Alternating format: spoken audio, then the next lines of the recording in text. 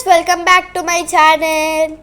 ఈ వీడియోలో నేను మీకు ఒక చిన్న సుభాషితం మరియు దాని యొక్క భావం చెప్పబోతున్నాను. ఇప్పుడు ఒకసారి సుభాషితం చూద్దాం.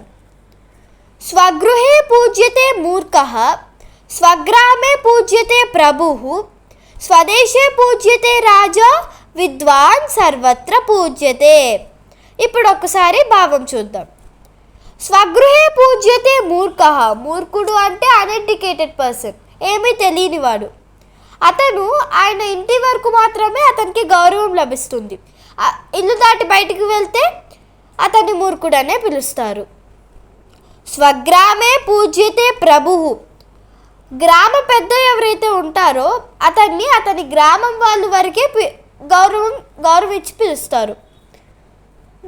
గ్రామం దాటి బయటికి వెళ్తే వాళ్ళు గౌరవం ఇవ్వరు. నెక్స్ట్, స్వదేశే పూజ్యతే రాజా, రాజు అతని సొంత దేశంలో మాత్రమే పూజింపబడతాడు, అతని సొంత దేశంలో మాత్రమే రెస్పెక్ట్ ఇస్తారు. అతను ఆ దేశం దాటి బయటికి వెళ్తే ఆయనకి రెస్పెక్ట్ దక్కదు.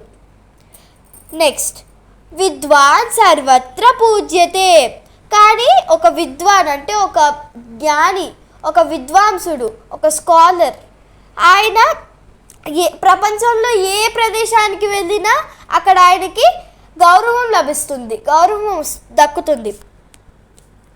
మీకు ఈ సుభాషితం బాగా నచ్చింది అనుకుంటున్నాను friends. See you, tata, bye bye.